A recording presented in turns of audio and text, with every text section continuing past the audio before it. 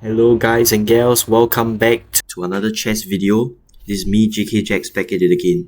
Today I'm going to be showing you how to play against the French defense. Now, with the recent World Chess Championships, the French defense has been more trendy due to grandmasters like Ding Liren been playing it at the top level. So I'm going to be showing you how to play against it in your own games, in your own Edo range. Let's start. E4, E6. So now with the French defense, D4, D5, E5, the advanced variation, you're just pushing the pawn and controlling the center. C5, C3. Now, Jack. Doesn't that break your second principle of chess? It kind of does, but it's important that you play C3 here is instead of knight F3 is because after CD and ND, you have one central pawn compared to two, and now you basically defeated the purpose of the advanced variation because you basically allow your opponent to go like knight c6. I mean, in the other variation you do allow the opponent to go knight to c6, but after moves like, let's say, knight e7 and knight c3 and knight c6, Black actually has the initiative here. They're on the steering wheel and they are the one controlling the pawn breaks with moves like d4 at some point.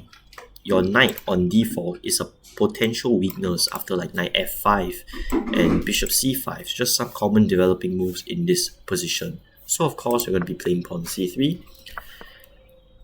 Bishop d7 is one of the best moves. Now the best moves by Black is knight c6, bishop d7, the immediate queen b6, knight e7, and another variation where c takes d4 and c takes d4. These are the top 5 moves, and there's also another natural developing move that you need to know what to do, which is bishop to e7. I'll do that in the second part of my video. But today I'm going to be covering bishop d7 and knight f3. The other two variations, which is queen b6, and I'm not going to cover knight e7 because knight e7 is basically the same as knight c6. You're going to be following up with knight c6 after knight e7 anyway, so the position is essentially the same.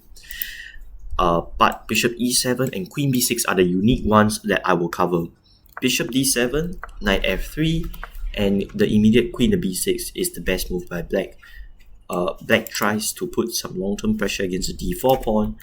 You play bishop to d3 to just develop the bishop and prepare to castle. Bishop to b5. Now, you might think, Jack, can't I just play c4 and kick away this bishop and I'll be up a tempo? Not quite. After the bishop slides back, if you try to develop with moves like knight to c6 and knight e7, the idea is that you're going to be playing for b3 and taking is a recipe for disaster because now, again, you're going to have insane control, insane development. So moves like knight g7, you can play moves like h4 and just completely attack the king side. And if they long-term castle, if they long side castle, you castle, and you can see that Black has a little bit of trouble developing here, and now you can play moves like c4, and c4 is very dangerous for Black. Taking would lead to moves like taking, knight f5, and now c5, and the queen is you have the whole queen side to yourself.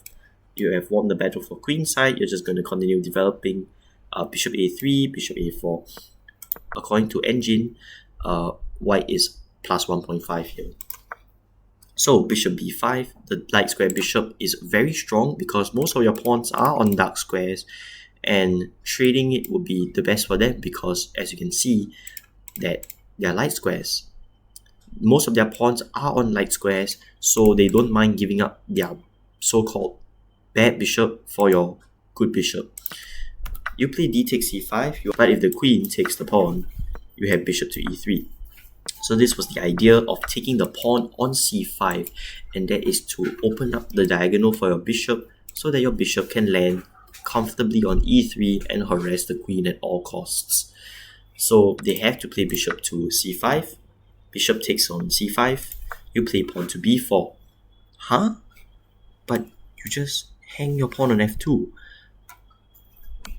After bishop takes f2, king e2, bishop d3. Now, what's the point of king e2 instead of king f1? With the king on e2, you plan to play rook to f1, and the bishop is actually trapped. You'll be winning up the bishop anyway. So let's say bishop takes d3, queen takes, pawn to f6. Now they can play moves like knight d7, but then again, rook to f1, and black is forced to give back the bishop to you. So pawn to f6, rook f1, pawn takes, and knight takes e5. You don't even take the bishop, knight takes e5. And the idea is that black has to retreat the bishop, but in doing so, trap their own rook with knight to f7. So that's why it's pretty much losing for black in this variation. You'll be picking up the rook and enjoy a great position. But what happens if they don't take the pawn on f2? Taking the pawn on f2 is a losing blunder.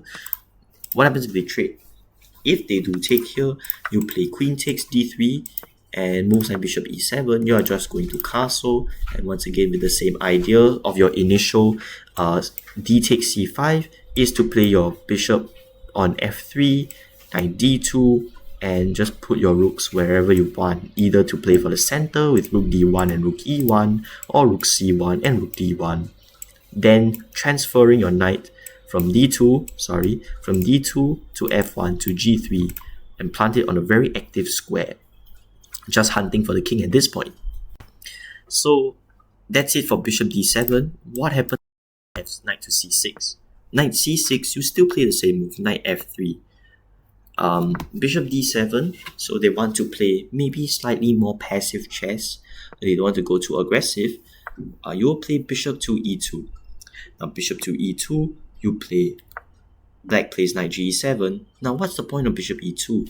The point is that if you go bishop d3, they don't have to push. You actually have c takes d4, and after queen b6, black managed to equalizes the game. Black manages to equalize the game, and they are putting long-term pressure against these two pawns. And bishop b4 is coming up, and it will be pretty difficult for you to defend your position. And you can't play moves like bishop d2 either, because they'll just take the pawn for free. And also with the bishop conveniently placed on d7, because they decide to develop it out, now you can actually take this pawn. Black can actually take this pawn because there's no bishop b5 check ideas. So you play bishop e2 instead, and you play, after black plays knight g7, a very regular developing move, you will castle, cd, and knight f5. So now they're putting pressure against your d4 pawn. You play knight to c3, rook c8, putting pressure along the c file, bishop g5, bishop e7, and bishop takes e7. Now, the reason for bishop g5 is that you want to develop the bishop out. It's the worst piece in the position, right? Worst piece principle. Bishop e7, bishop takes e7, and queen takes e7. Now, of course, knight can take on e7, but that actually is pretty beneficial for you, because now you have moves like bishop to d3, attacking towards the king side. The opponent can't castle queen side anymore, and if ever opponent castles king side, you have an amazing sacrifice, bishop takes h7. And the idea is that after king takes, knight g5. And the idea is that if king goes back to g6, you can just say goodbye to your whole career with queen to h5. That's it, game over. Rook e8, queen here, king f8, queen here, knight here, and knight h7. And you take the pawn on g7 and enjoy a great position, because you are winning. Absolutely winning. The whole king side is busted with that sacrifice. It's amazing. Very nice sacrifice. Very nice sacrifice line. And if the opponent goes in front, you play queen to g4 and you're still winning. You have a discovered check coming up, and black can't do anything about it. F5, sure. Queen g3. Oh no, what can they do now? F4, come back. So yeah, you still have that discover check, and black is pretty much losing. So of course, if knight takes on e7, yeah, once again bishop d3, and if they do not castle, which is the best move, like takes bishop d3, knight f5, the idea is that you take, and take the pawn on d5. So they can't go back. They have to play queen b6 and attack these two pawns, but you play rook to e1 and just play your regular chess. If they take this pawn, they are cooked.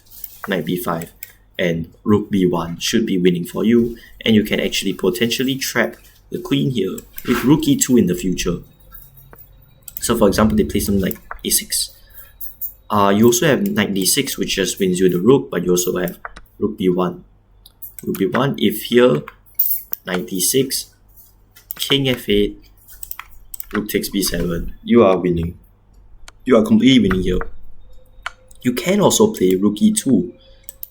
Queen is forced on a5, knight d6. Once again, you take the pawn on b7. And at some point in time, you will eventually trap the queen, or opponent is just straight up forced to sacrifice their queen, which is really, really bad.